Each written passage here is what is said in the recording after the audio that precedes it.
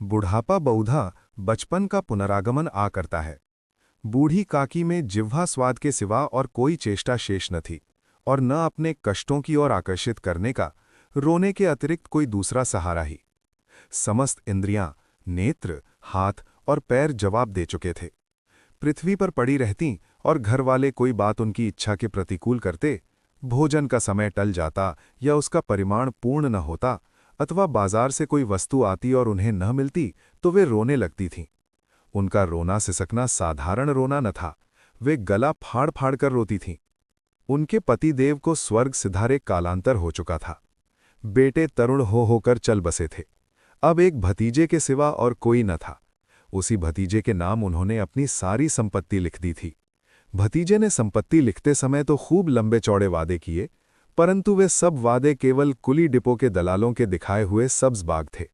यद्यपि उस संपत्ति की वार्षिक आय 150-200 रुपए से कम न थी, तथापि बूढ़ी काकी को पेट भर भोजन भी कठिनाई से मिलता था।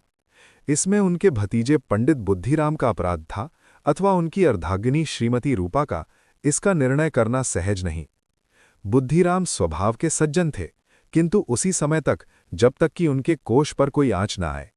रूपा स्वभाव से तीव्र सही, पर ईश्वर से डरती थी, अतएव बूढ़ी काकी को उसकी तीव्रता उतनी न खलती थी जितनी बुद्धिराम की भलमनसाहत। बुद्धिराम को कभी कभी अपने अत्याचार का खेद होता था।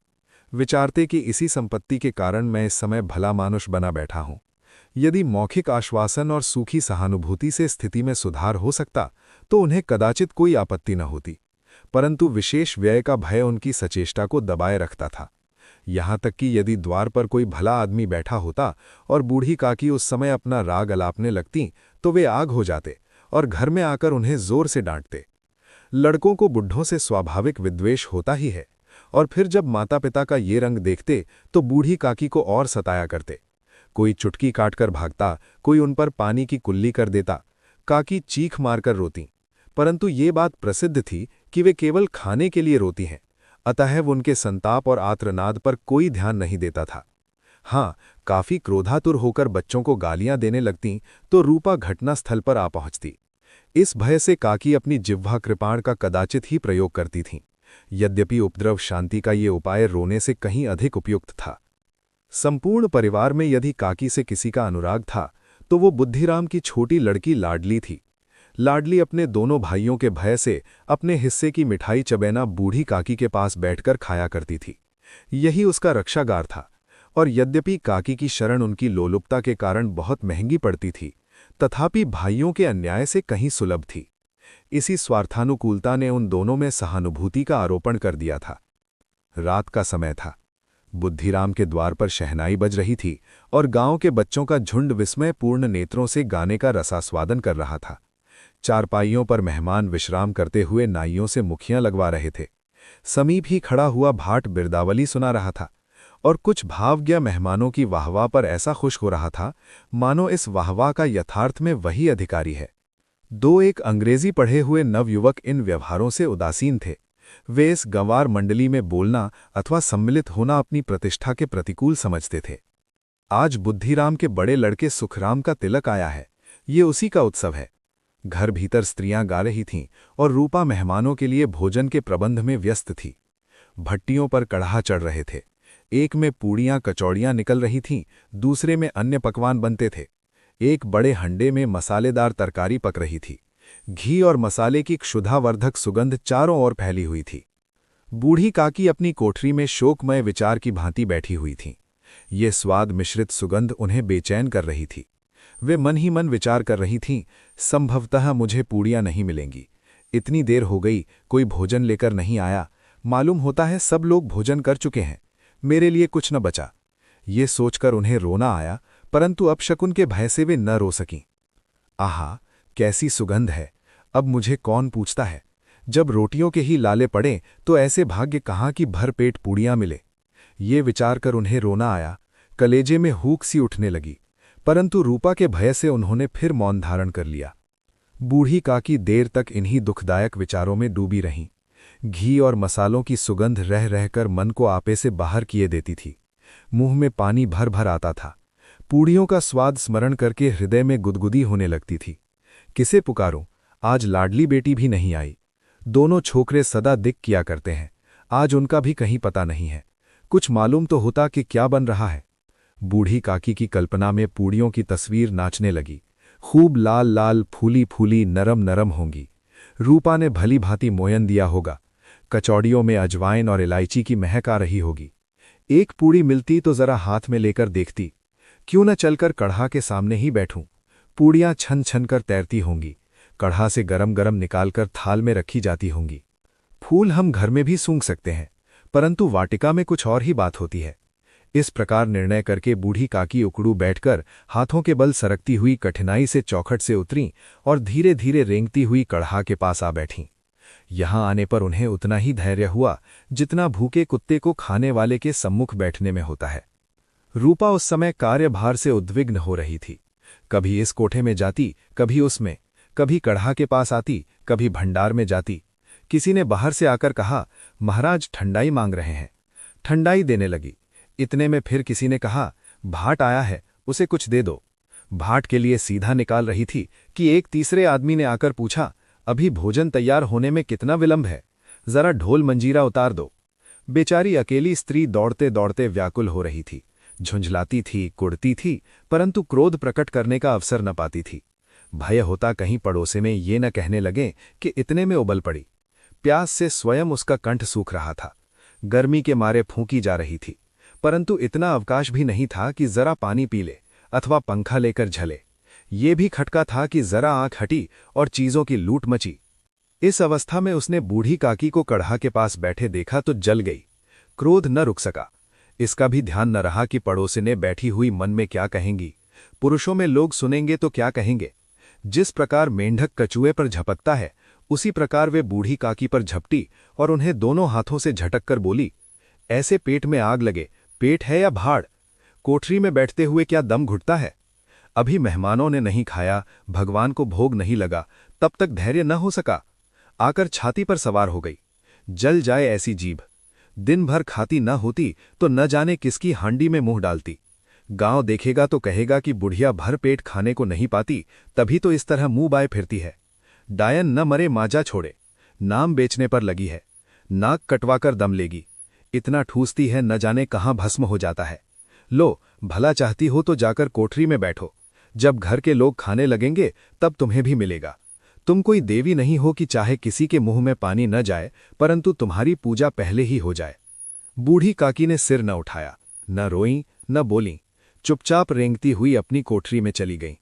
आघात ऐसा कठोर था कि हृदय और मस्तिष्क की संपूर्ण शक्तियां, संपूर्ण विचार और संपूर्ण भार उसी ओर आकर्षित हो गए थे। नदी में जब कंगार का कोई वृहद खंड कटकर गिरता है तो आसपास का जल समूह चारों ओर से उसी स्थान को पूरा करने के लिए दौड़ता है। भोजन तैयार हो गया। आंगन में पत्तल पड़ गईं। मेहमान खाने लगे। स्त्रियों ने जेवनार गीत गाना आरंभ कर दिया। मेहमान के नाई और सेवक गण भी उसी मंडली के साथ किंतु कुछ हटकर भोजन करने बैठे थे। परंतु सभ्यतानुसार जब तक सब के सब खा न चुकें, कोई उठ नहीं सकता था। दो एक मेहमान जो कुछ पढ़े लिखे थे, सेवकों के दीर्घाहार पर झुंझला रहे थे। वे इस बंधन को व्यर्थ और बेसिर पैर की बात समझते थे। बूढ़ी काकी अपनी कोठरी में जाकर पश्चाताप कर रही थीं कि मैं कहां से कहां चली गई। उन्हें रूपा पर क्रोध नहीं था, अपनी जल्दीबाजी पर दुख था। सच ही तो है, जब तक मेहमान लोग भोजन न कर चुकेंगे, घर वाले कैसे खाएंगे। मुझसे इतनी देर भी न रहा गया। सबके सामने पानी उतर गया। अब जब तक कोई बुलाने न आएगा न जाऊंगी। मन ही मन इसी प्रकार का विचार कर वे बुलावे की प्रतीक्षा करने लगी। परंतु घी की रुचिकर सुगंध बड़ी ही धैर्य परीक्षक प्रतीत हो रही थी। उन्हें एक एक पल एक एक युग के समान मालूम हो रहा था। अब पत्तल बिछ गई होंगी, अब मेहमान आ गए होंगे, लोग हाथ पैर धो रहे हैं, नाई पानी दे रहा है, मालूम होता है लोग खानी बैठ गए हैं। जेवनार गाया जा रहा है। धीरे धीरे एक गीत गुनगुनाने लगी। उन्हें मालूम हुआ कि मुझे गाते देर हो गई है। क्या इतनी देर तक लोग भोजन ही कर रहे होंगे? किसी की आवाज नहीं सुनाई देती। अवश्य ही लोग खा पीकर चले गए हैं। मुझे कोई बुलाने नहीं आया। रूपा चिढ़ गई है, क्या जाने न बुलाए। सोचती होगी आप ही आएंगी, वो कोई मेहमान तो नहीं जो उन्हें बुलाऊं। बूढ़ी काकी चलने के लिए तैयार हुई। ये विश्वास कि 1 मिनट में पूड़ियां और मसालेदार तरकारियां सामने आएंगी, उनकी स्वादेंद्रियों को गुदगुदाने लगा। उन्होंने मन में तरह तरह के मंसूबे बांधे। तरकारी से पूड़ियाँ खाऊंगी, फिर दही और शक्कर से, कचौड़ियाँ रायते के साथ मज़ेदार मालूम होंगी। चाहे कोई बुरा माने चाहे भला, मैं तो मांग मांग कर खाऊंगी। यही न लोग कहेंगे कि इन्हें विचार नहीं है। कहा करें, इतने दिन बाद पूड़ियाँ मिल रही हैं तो मुंह जूठा करके थोड़े ही उठाऊंगी। वो उकड़ू बैठकर हाथों के बल सरकती हुई आंगन में आई। परंतु हाय दुर्भाग्य, अभिलाषा ने अपने बुढ़िया कौन है, ये कहाँ से आ गई? देखो किसी को छू न दे। पंडित बुद्धिराम काकी को देखते ही क्रोध से तिलमिला गए। पूड़ियों का थाल लिए खड़े थे, थाल को जमीन पर पटक दिया और जिस प्रकार निर्दयी महाजन अपने किसी बेईमान और भगोड़े कर्जदार को देखते ही झपट कर उसका टेटुआ पकड़ लेता है, उसी तरह लपक कर उन्होंने बूढ़ी काकी के दोनों हाथ पकड़े और घसीटते हुए लाकर उन्हें अंधेरी कोठरी में धम से पटक दिया। बूढ़ी काकी की आशा रूपी वाटिका लू के एक ही झोंके से नष्ट विनष्ट हो गई। मेहमानों ने भोजन किया, घर वालों ने भोजन किया, बाजे वाले धोबी चमार भी भोजन कर चुके, परंतु बूढ़ी काकी को किसी ने न पूछा। बुद्धिराम और रूपा दोनों ही बूढ़ी काकी को उनकी निर्लज्जता के लिए दंड देने का निश्चय कर चुके थे। उनके बुढ़ापे पर, दीनता पर, हत ज्ञान पर किसी को करुणा न आती थी। अकेली लाडली उनके लिए कुढ़ रही थी। लाडली को काकी से अत्यंत प्रेम था। बेचारी भोली लड़की थी, बाल विनोद और चंचलता की उसमें गंध तक न थी। दोनों बार जब उसके माता पिता ने काकी को निर्दयता से घसीटा तो लाडली का हृदय चटक कर रह गया। वह झुंझला रही थी कि ये लोग काकी को क्यों बहुत सी पूड़ियां नहीं दे देते। क्या मेहमान सब की सब खा जाएंगे?